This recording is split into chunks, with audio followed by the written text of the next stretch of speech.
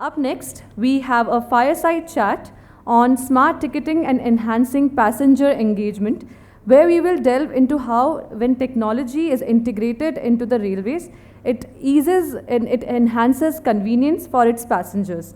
For this, I would like to invite on stage Nishant Jaiswal, Additional General Manager IT, Indian Railway Catering and Tourism Corporation. Please welcome him with a round of applause. Dr. Anvaya, Sceientist, F, Center for Development of Telematics. I would request everyone to please give our speakers a round of applause when they're joining us on the stage. And in order to moderate this fireside chat, I would like to invite on stage MAKP Singh, sir. Good afternoon to everyone. This is a session where it is of interest to all of us actually, because we all are passengers. So we would like to know from these two gentlemen what the changes that has been brought, because we remember those days when we used to stand in the long queues before the vending machines to buy the tickets actually, and those were the time when we were in hurry, but the train used to leave by the time we used to get the tickets actually. कभी कभी भागते भागते पकड़ते थे, ticket मिल जाए उसमें ही अच्छा होता था, कभी कभी जेब भी कट जाती थी. तो वो now we have surpassed that thing actually. So my first question is to Nishant Jaiswal ji. What are the benefits of this electronics ticketing actually that you have seen over these years? First of all, thank you so much, all of you, for inviting me, APAC Media, to express and to know what is happening in the world of railways and innovations, and also give me opportunity to express what we are doing in IRCTC. So, to answer your question, what are the benefits or what are the things? So, as you correctly said, there was days when we are standing in a queue, हमारी जेब cut जाती थी and all this. So this itself says, and I can ask this forum to all of you that last time when you visited to the counter for buying a ticket, so this single line says about the success of digitizing the process. So this is the first advantage. Second is you are saving papers. You are because you are getting tickets on your mobile. You can travel by showing only this. Now you are also saving man hours. You need not to stand in the queue. And this is one more feature is that I can highlight is you can book your ticket from anywhere, from any location, from any devices, with any type of payment modes. So these are the benefits we brought in our e-ticketing system. One more experience I had once actually. Once I bought the ticket at the time through credit card, because most of the time we used to buy it cash. But when I cancelled that ticket within that 6-hour period actually, then I had to go a long way on verification that payment was paid from which card actually. And then it took almost 2 months to get back that money. So I would like to know what are the challenges now that you face while implementing this electronics ticketing system? Any challenges that? Challenges is the very first challenges I faced in this is about the adoption of the change. Whenever you are moving from one system, manual system, to a online system, the very first challenge is the resistance from the users who are actually using the manual system. We faced in last 2-3 years back, we digitized the complete warrant system of paramilitary forces and army. So during that time, what they were doing, they are actually visiting the counters with their warrant, and they're getting tickets. The army personnel have to visit the counters and take the ticket. Again, then he came back and do the journey. So this is complete, and reconciliation process, the refund part is delaying all these things. When we adopt the digitization part of this, they are getting benefited, and now almost 45,000 tickets are booked by these army personals and military forces. So the very first step, we face this problem because gradually it increases. IRCTC own story is also, we started our journey in 2002 with the 29 tickets. Now we are booking on 15 lakhs tickets on a daily basis. So adoption is the main problem with this. From electronic ticketing, now we are moving to smart ticketing. So there are many challenges to it, like cyber security fraud. So now we are more and more using QR codes. Correct. So what do you see the challenges or security issues in implementation of the QR codes, especially for making the payments? We actually, QR code, we are actually implemented QR code on our tickets to check the tickets details which is available, because we identified that there are frauds happening in the market. People are modifying their ticket details and selling it on a higher price. So we introduced that QR code part. Similarly, we are the pioneer in implementing the UPI part. So we introduced this UPI on our IRCTC website and mobile app for QR code. We face problem in implementing QR code because of the technology part, reconciliation part. Initially, we find that we are not able to track the details of the actual transaction. But gradually, with the interacting with the NPCI and the payment providers, we are able to solve this problem. Oh, it's a great to know that the QR codes is just genuine passenger details we are able to track actually, because we have heard many a times that previously they used to buy the tickets in the bulk and sell it at premium actually, and anybody with the common names, so anybody can travel over those tickets. So that's a great advantage that we see. I would like to ask from you that I would like to know from you, like this, we keep a lot of data of the passengers, like their credit card details. How do we secure them? What type of encryption do we keep, or how this data is kept secured, especially in reference to our DPDP Act actually? Yeah, so firstly, like I think the end user agency that is actually rendering the services is actually having access to this data. All this transaction, whenever you do a transaction, you are taken to a merchant site.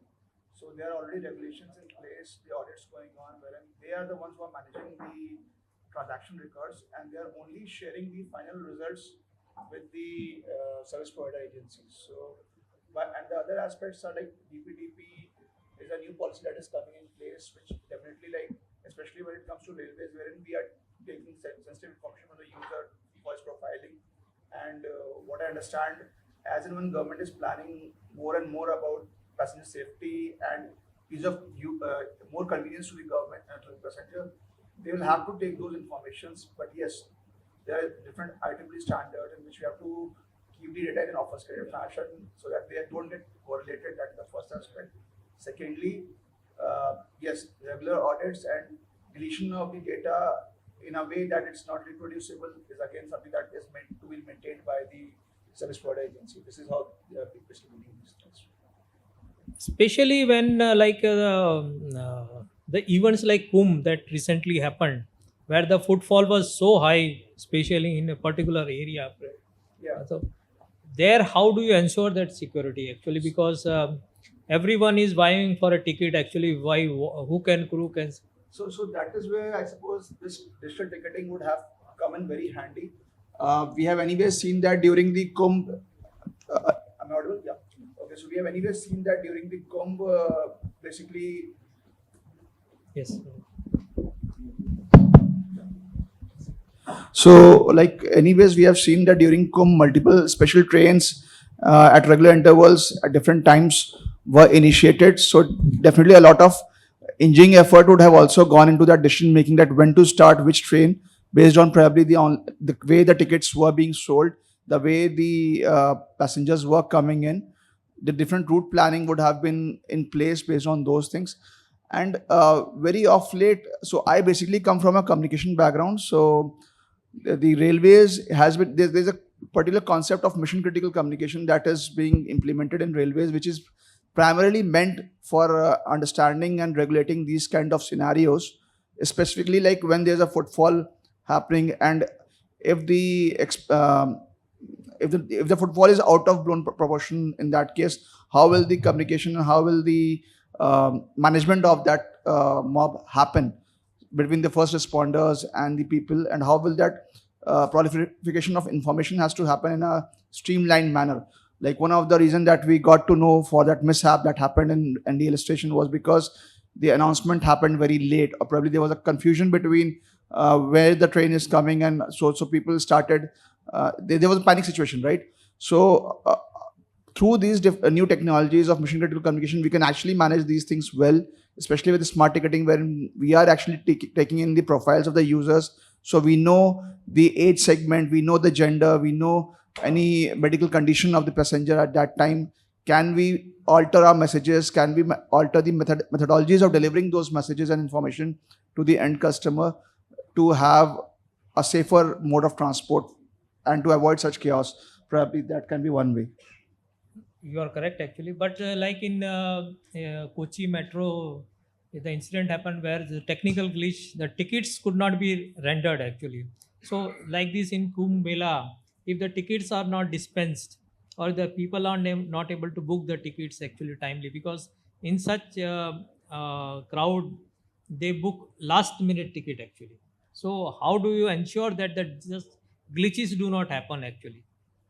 So I suppose that is a part of a software development life cycle, wherein if you are following the ISO standards and all in the proper processes into the place, then the stack that you build has to be capable of handling these things at scale.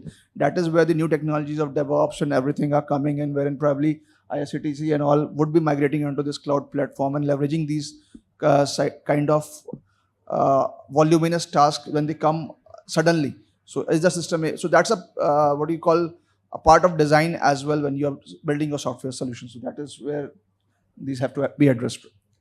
One last question to you, that many people who are visiting or just towards Kumbh Mela were not tech savvy actually. So how to ensure that they are able to book their tickets in a secure manner actually, and board their trains timely? Yeah. So answer to this also comes from technology itself. Like now we have been talking of Gen AI, chatbots. Now there are voice bots, and you can say virtual assistants that people can actually talk on a IVR system through a normal feature phone, which is not going to be very difficult to understand into their regional languages.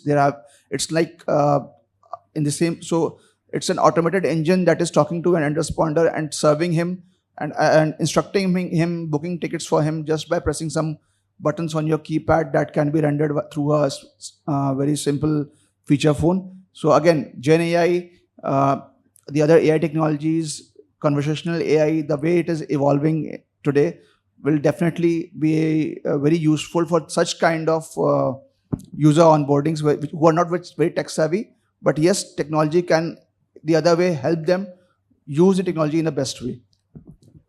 You rightly touched upon that. Now with this AI, we can do a lot actually. So how we can leverage it for when we are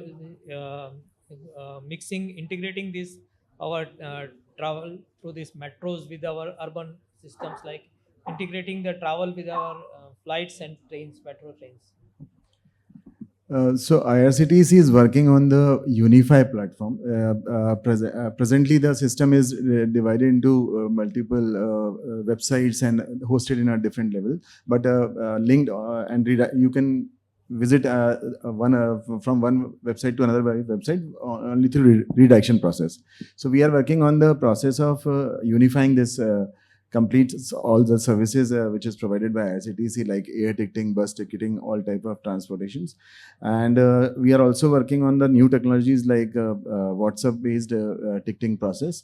We are coming with the WhatsApp-based ticketing activities.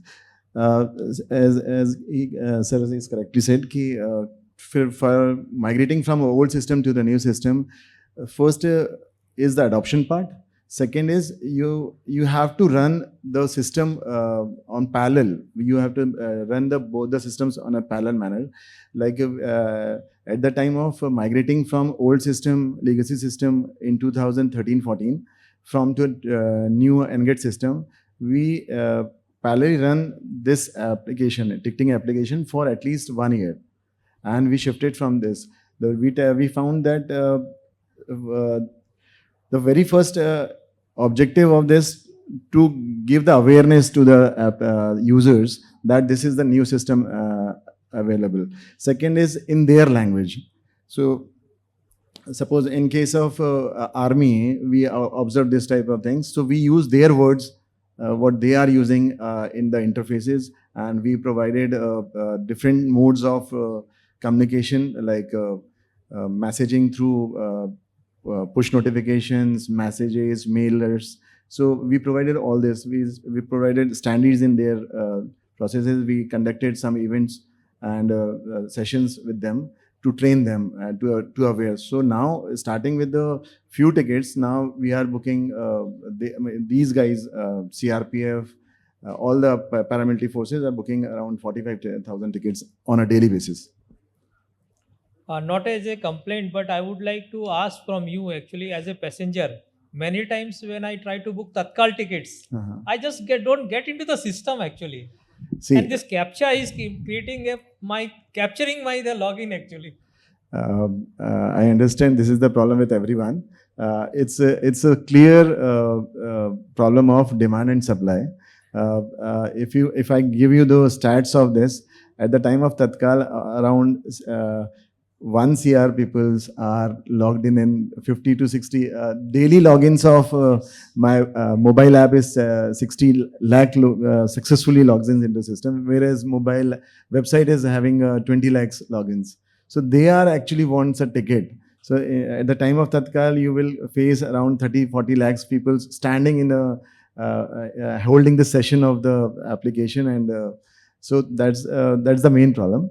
So we are ensuring that it go inside and successfully logs in into system. But the availability of the system, availability of the tickets, Tatkal tickets, is not in my hand. It's depends on the running of the system. Second, the measures we are taking is that we are continuously taking efforts by deploying the security aspects, taking care of the security aspect. Like we are working with the Akamai for checking the traffic, so that unauthorized ticketing or cornering of ticketing is not possible. We are tracking every transaction on a step level. Once you logs into the system, you have to follow the all the pages. You cannot create a software and push the request on directly to the payment page and do the payments.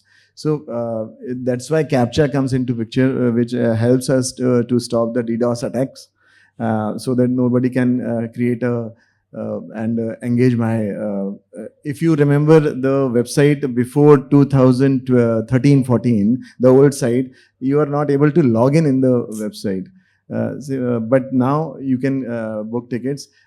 In 2012-13, we were booking around 3 lakhs tickets, 3 to 4 lakhs tickets in a daily basis. Now we are booking 15 lakhs tickets, which is 86% of the total reserve ticketing provided by railways. With the help of Chris, we created this NGET system, and along with this, to help normal customer, we provided all type of payment instruments, so that if you don't have net banking or you forget your password, you can utilize UPI, you can use a credit card.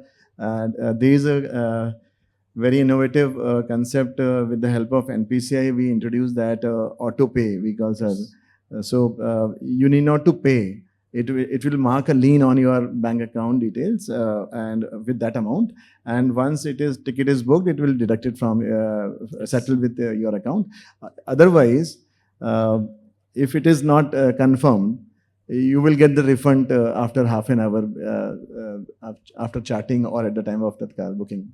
So we are also working on the one of the major issue, which is related to refund, and I can say and utilize this platform to say that around 80 to 85% we are initiating the refunds. Refunds you are not get from the IRCTC end. 85% are the instant refunds within a day time, and based on the payment instrument you used at the time of booking the ticket, you will get the refund. Let's say in credit card, you will get the refund after 3 days, but in case of net banking and UPI, you get the refund in the same day. Yeah, a lot of improvement has been made actually. But my suggestion from my side as a Please. passenger, just when we are able to identify a vacant berth or vacant seat availability, by the time we go to make payments, we end up either in the RAC or the waiting list, or by at the time we are not able to complete the ticketing process. So why not, once we have we can keep on the ticket on hold for some 10 minutes or 15 minutes. Holding a ticket is possible whenever there is a less traffic. In case of railways, holding a ticket is not possible because of demand supply. Once you hold the ticket, it will engage the resources of your application because it is holded by. So it can be possible in if you go for a movie ticket booking or airlines booking. That's not possible. But in this case, there is a concept of configuring the complete train. If you see that once you are booking the ticket, let's say 5 people, you are getting in one coach and some people in another coach. So booking of we are trying to do this, but we tried this in our Tejas train, IRCTC's Tejas train. But because of the configuration and the load we are getting on the IRCTC website and mobile app, it's difficult to hold. So one more suggestion, like as a passenger experience, getting seat near the toilets actually is sometimes very smelly with the bio toilets introduced in the train. Can we have that drop down menu, not to give our seat nearby that actually? This is my idea. Can you take? I can give you few examples. Like suppose you are having members of 15 people who are traveling, and the maximum number of passengers allowed in a ticket is 6. So you are getting one ticket in one coach and another ticket in another coach. So we introduced with the help of Railways, Indian Railways, and Chris. We introduced a coach number facility on the passenger page. So whenever you book the first ticket, you enter that coach number in the booking process of second ticket. So you will most of the time you will get the second lot in the same coach. So this is the benefit. Regarding the cornering seat, it all depends upon the configuration part, because a few seats are allocated to senior citizens. So there are quotas available: senior citizens, ladies quota. So depend upon the configuration. I accept this suggestion and will try to talk with him. Kindly do it actually. Yeah, please. Anvaya, I would like to know that sometimes back when I was surfing one of the blogs, actually, I came to know that one person identified some glitch in the nominee provision actually. Like here, if we buy the insurance, when we buy the tickets, and after that you get a link actually where you have to give the name of the nominee. So that was not fully protected actually. When you open it, you can find usually it used to ask your mobile number only. But any number you type, actually, you can find anybody's ticket number, passenger details. So how would you see that such type of glitches do not come up? That was unfortunately came up to the knowledge. Yeah, so again, that is a part of the design process that we take up, basically. So it should be, the processes should be in place in a way that only an authorized entry with maybe some checks and balances should be there in place. Simply punching in a mobile number shouldn't help me retrieve an information. If I, like today's time, OTP SMS is an elementary feature that is available anywhere, right? So say I want, even if I'm a genuine person, I should be, even after punching my mobile number or something, I should be asked to punch in a second factor of authentication, that which can be probably an OTP or some that comes to my email ID. or to my mobile number, and post that only I should be rendered the relevant information that is required to. This will also probably reduce the DDoS attacks kind of things for the website as well. And very rightly mentioned, like the QR code scan, things like that have definitely helped and the ease of payment basically has definitely helped the probability of booking the ticket, especially Tatkal tickets, in a smoother and a quicker manner.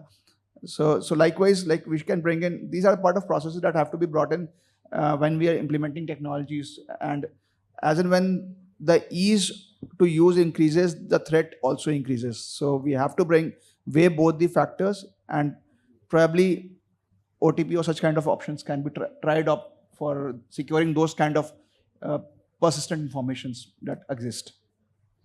That's very nice. Shatabdi train, when it was introduced, it was a different level of experience for many of the people, especially getting the quality foods actually. And these now two trains, Tejas and this Vande Bharat, they have elevated further experience.